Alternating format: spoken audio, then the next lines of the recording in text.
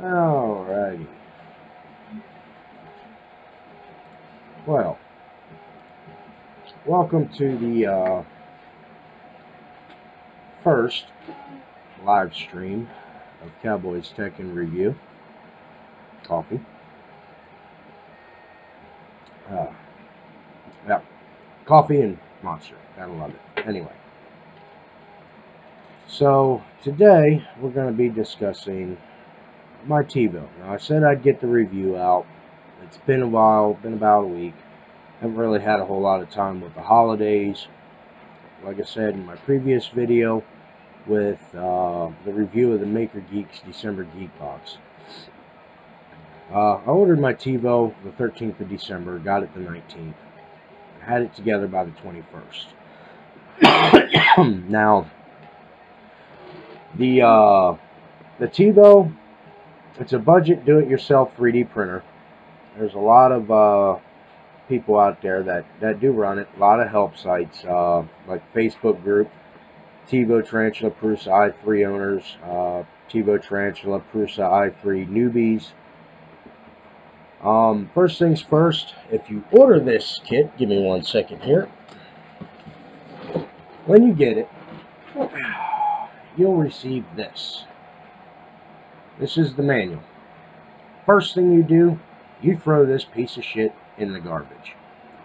Yeah, it's got pretty pictures and tells you pretty much how to put it together.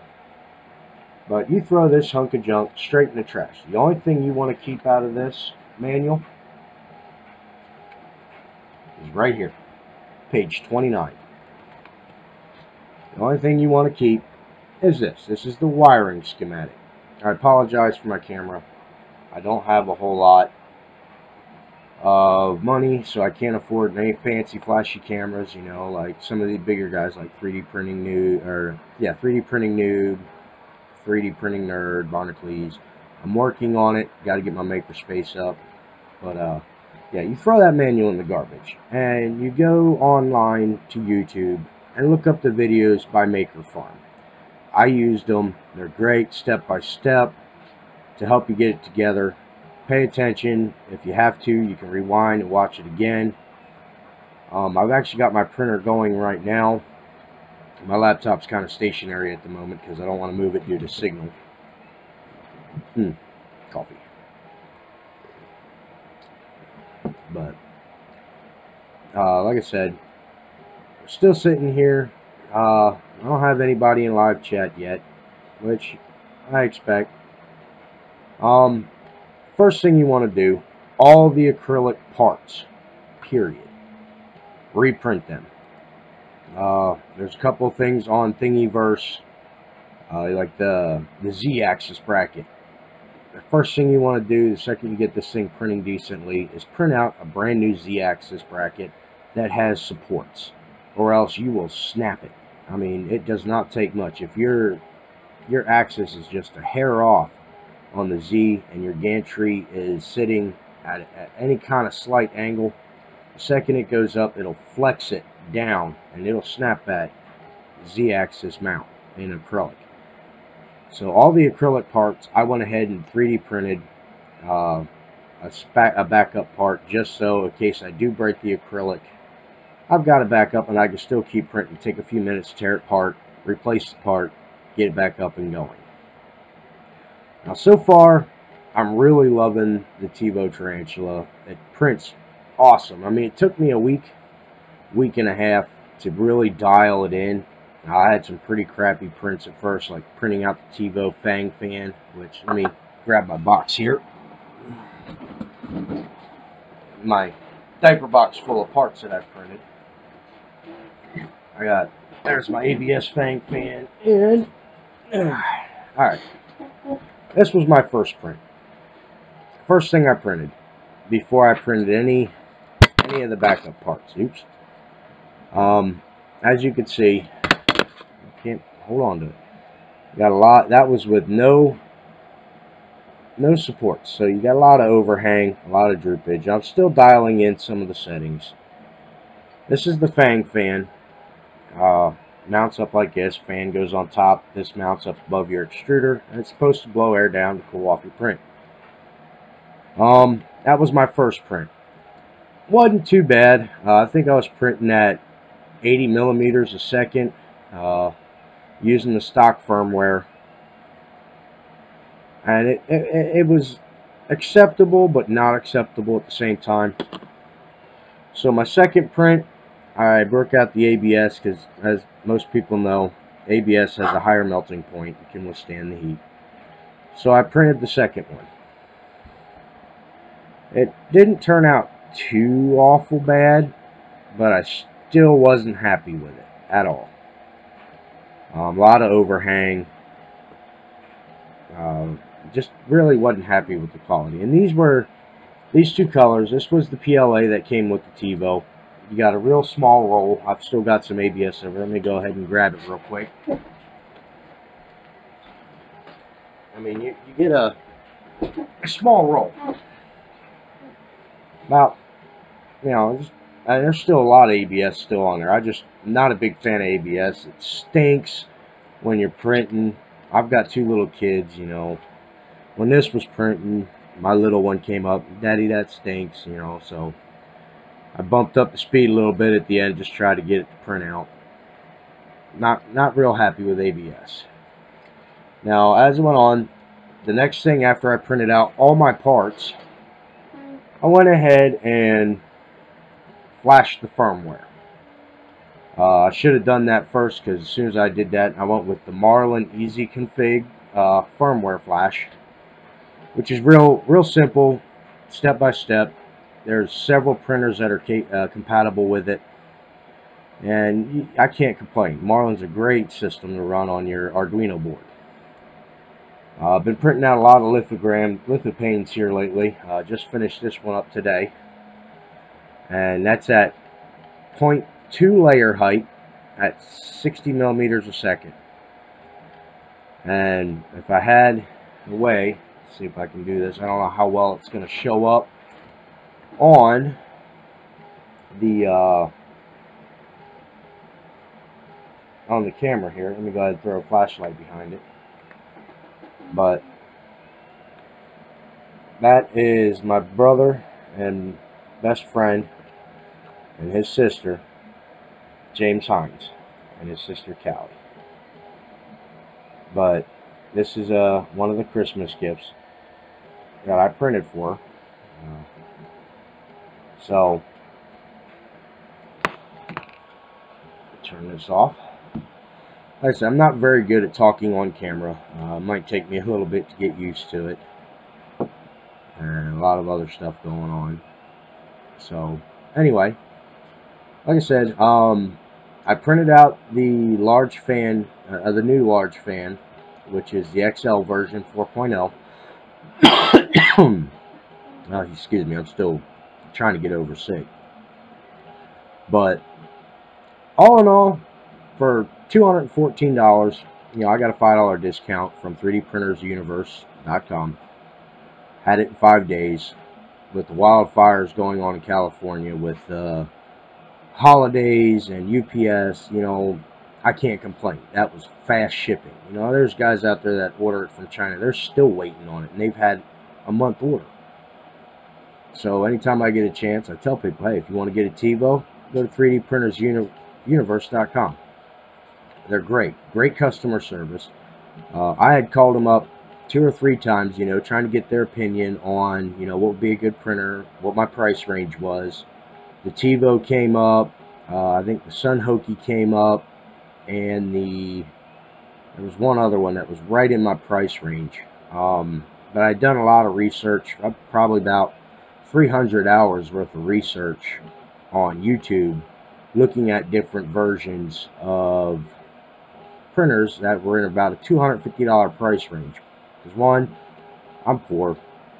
I'll be the first to admit it. Don't have a whole lot of money. Most of the money I do get goes towards my kids, stuff kids need, bills.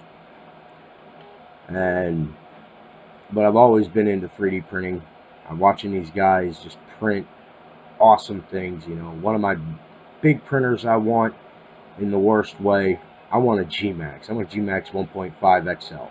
That thing is huge. I just can't justify the massive price tag that comes with it right now.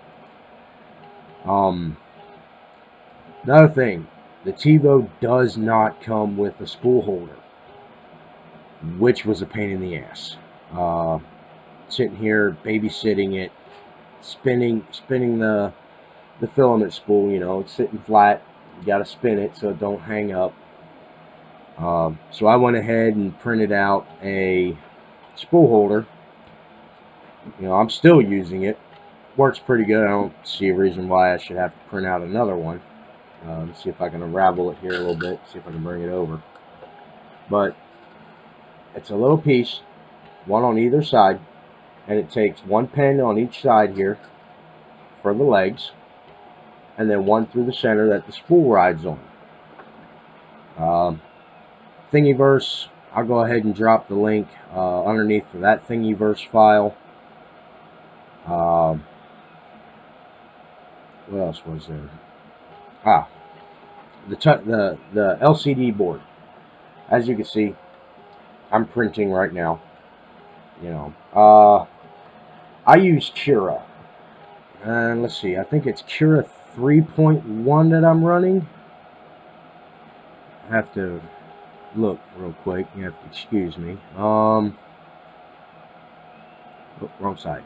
Yeah, 3.1.0. I also have Repetier host. Repetier there for a while till I got my printer really dialed in, worked wonderful. And then I started messing with the settings and foobarred it all up. Not good. Prints started coming out really crappy looking. A lot of stringing. I bet you I've got a Walmart bag full of failed prints, scraps, prints that really weren't to my satisfaction, so I just tossed them. I mean, I'm also running the Titan extruder instead of the regular Bowden. Personally, I like it.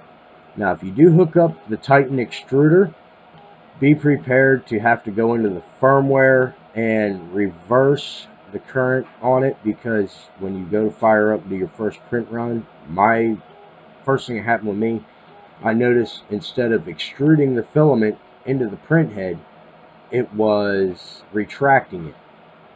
So I don't know if there was if TiVo set it up where you should just use the Bowden with the option to upgrade to the Titan, but in my opinion, I think TiVo needs to fix that in their firmware that it ships with, because it does get to be annoying when you really don't know what you're doing, especially being a first-time printer owner.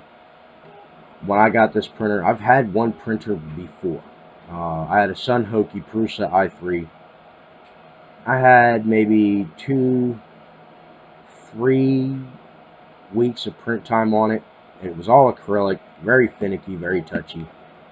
Unlike the TiVo Titan. But as a first-time serious printer owner, buying this printer was probably one of the best buys on a budget that I could have possibly done. My father owns a, what was it? It's a Prusa, or no, it's an ANET A8, and he loves it. He's getting really, really good prints. He's already printed out a quadcopter and lithopanes, all kinds of neat stuff. I'm still slowly learning. A lot of time. You'll spend very, very big hours on YouTube researching, looking at your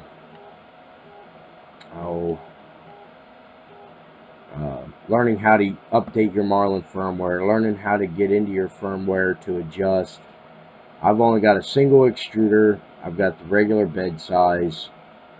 I really wanted the extended, the bigger bed size, where it was 200 by 280 by 200, or no, 220 by 280 by 220 is what the large bed size was. It does not come with a Boscolite glass. Me, I went to dollar store. Like I said, I'm on a budget. I'm poor. and I got a $1 mirror, 8 by 10.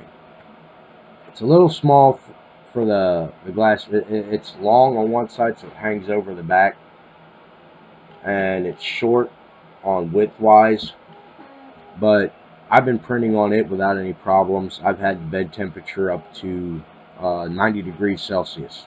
I haven't had an issue with this mirror. I pray it don't break, because I really don't want 7 years of bad luck. I've got enough bad luck as it is. Cheers.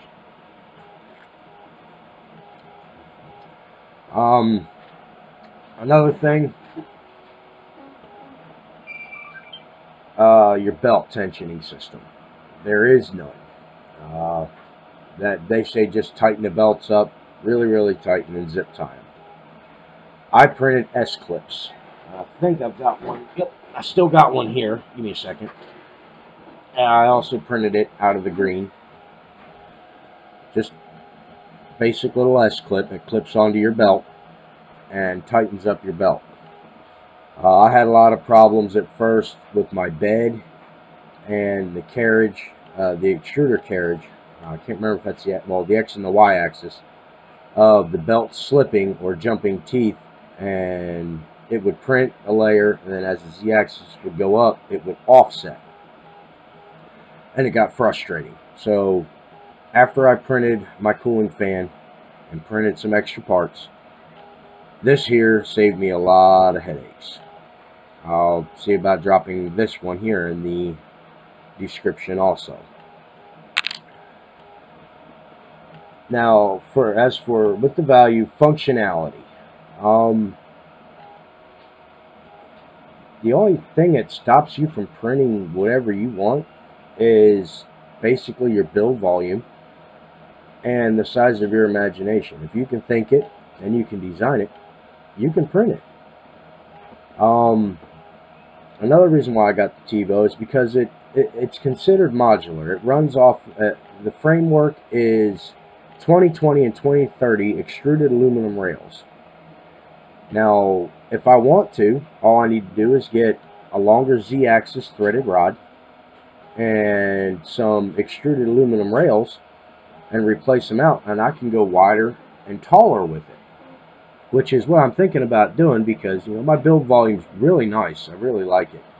But I can also later on, if I want to do some really big prints, all I got to do is buy the extruded aluminum rails off of eBay or my local hardware store for 20-30 bucks. Cut it to the size that I want to bring it to, and install it.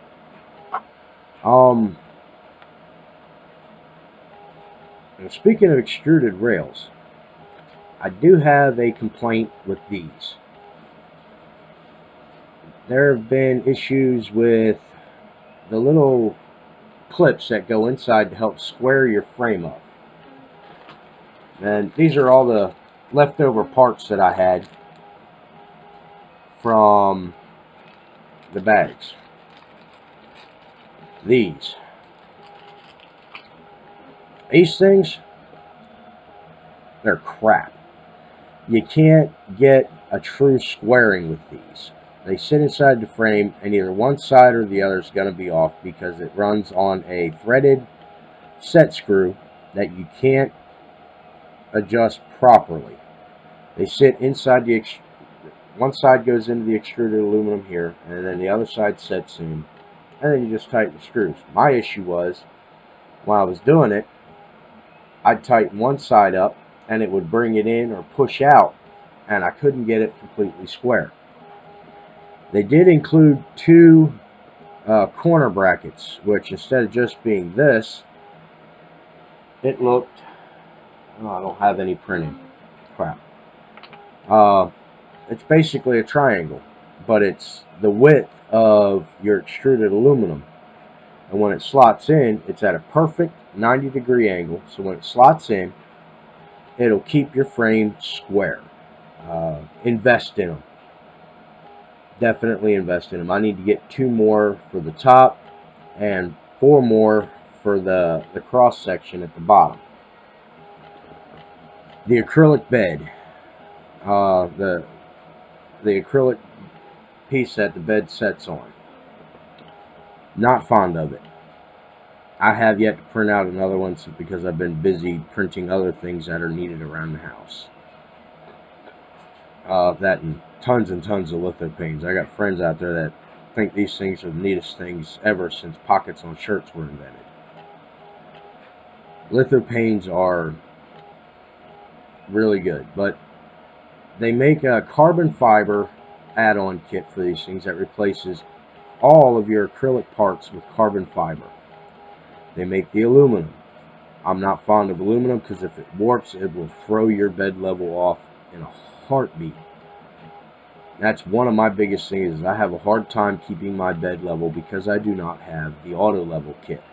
If you get one, I would suggest the BL Touch because the reviews, all the videos I've seen, everybody says they're the best one out there.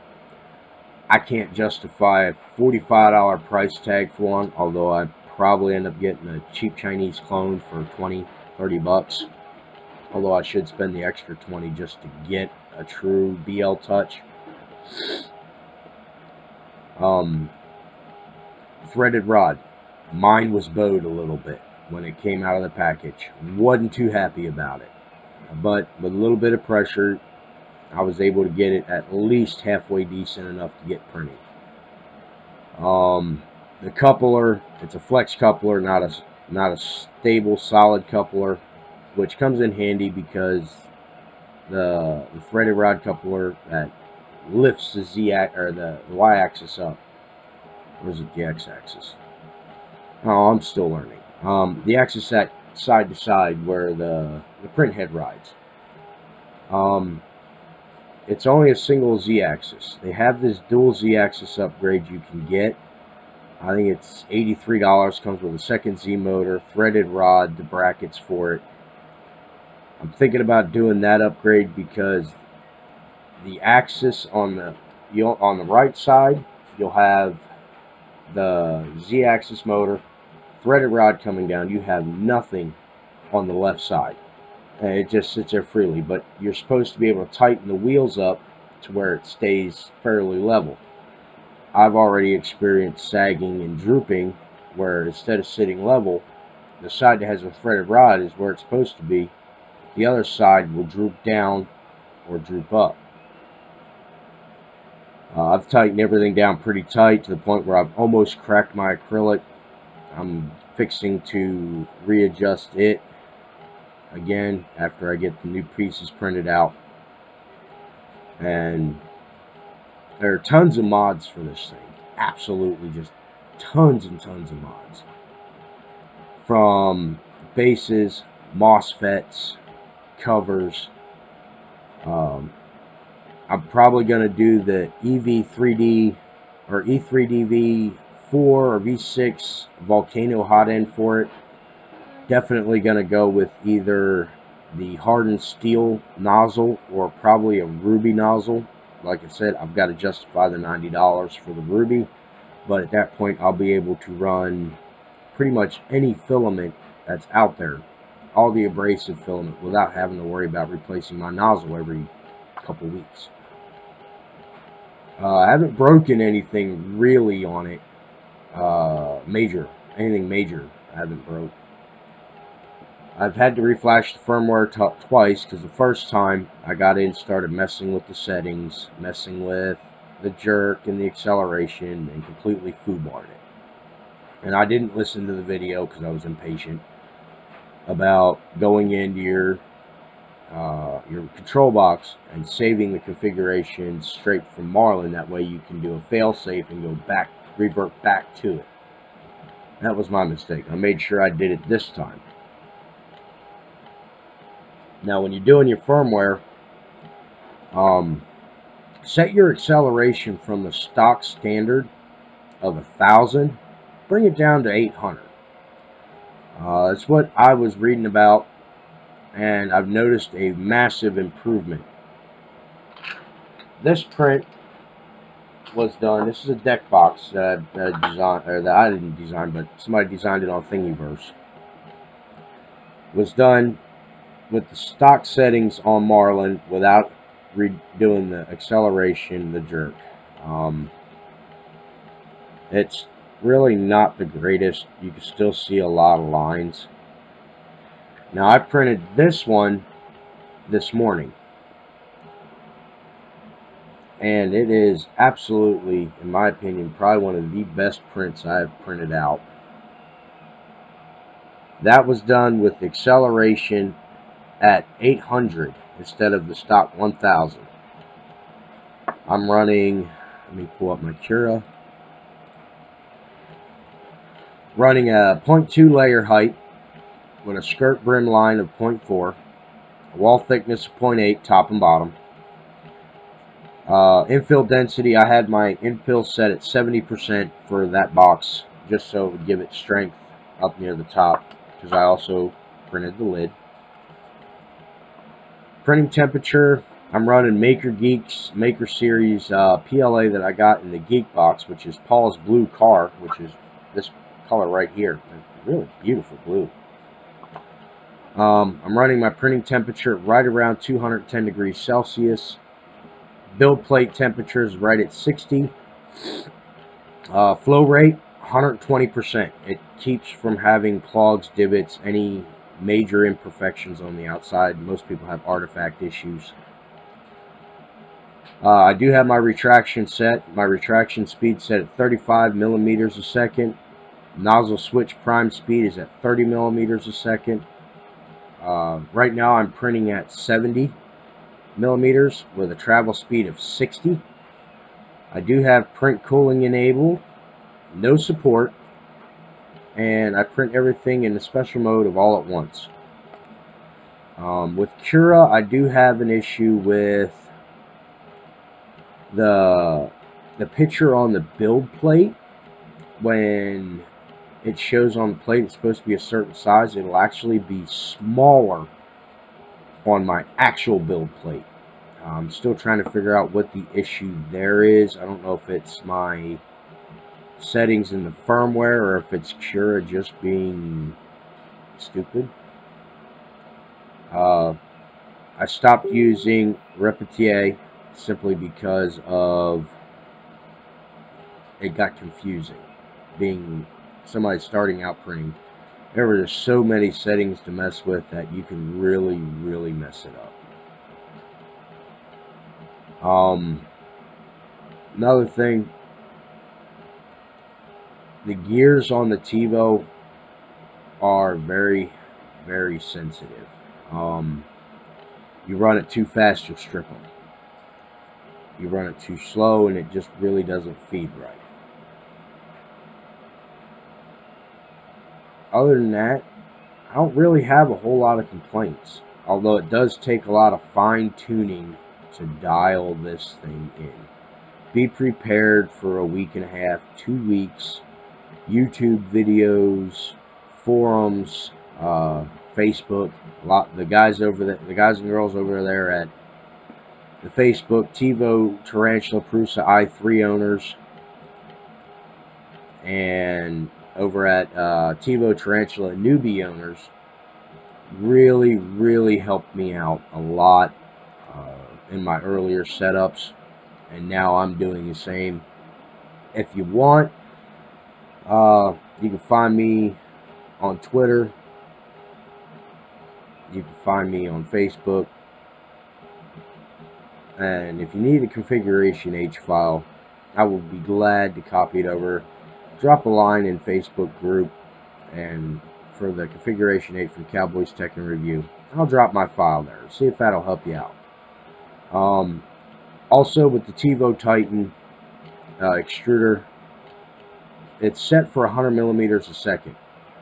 It is not fast enough. You need to bump it to 400 in Marlin's easy config file. You need to bump it to 400 millimeters a second and go from there. I tried dropping it to 376.14. I got okay results, but the best results I've had were at 400. And I've still got it set there right now. But if you like the video, like I said, I do apologize for the quality due to the fact I'm not funded. I don't have the money most of these guys do. I plan on getting there at some point.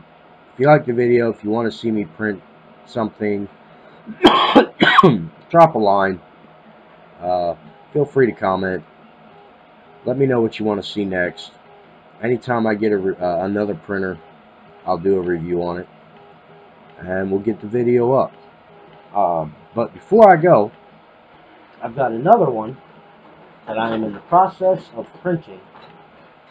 It is an open source file, and it's a Delta printer. I've only got 5 pieces printed right now, and it's called the Neutron Open Source Delta. I got 3 of these, which are the Z-axis setups that run on threaded rods instead of belts. And then I have the carriage that the J-head rides on. And that's 2 pieces. I printed these out yesterday. I'm going to finish printing it out. I need to get some other items. The stepper motors, Arduino board, J-head. And once I do, I'm going to give it a test run. And at some point starting this year, I plan on printing a couple of these out and giving them to low-income families to get them started in 3D printing. Something to get their interest going.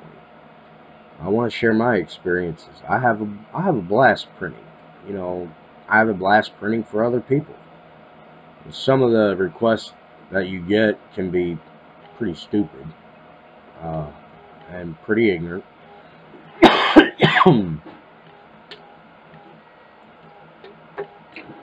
But then again, you got some requests that take forever to print. I've got one request for he wants me to print out the Final Fantasy full-size Buster Sword, the Buster Blade. It's roughly 7.5 feet long, prints out in 28 pieces, and you glue it. Gotta glue it together and sand it, finish it, and it is approximately 400 hours printing this at 30% infill, and even at 10% infill, this thing's supposed to take roughly 200 hours. So it can be tedious, but on a plus note, you load your file, you click print, you walk away when you get it dialed in. So other than that, that's my basic review. Sorry I don't have any videos of it printing as of yet. I plan on putting some up in time lapse if I can figure out how to do it. I'm learning new programs. I'm running OBS for my live streaming, and I don't have a whole lot of quiet time. The only reason why I'm able to record now is because the kiddos are actually taking a nap. But if you want to see anything in specific being printed, you have any questions about which filaments I use or anything like that, go ahead, drop it in the comments and let me know. So from Cowboy's Tech and Review, y'all have yourselves a happy and safe new year, and we will see you next time.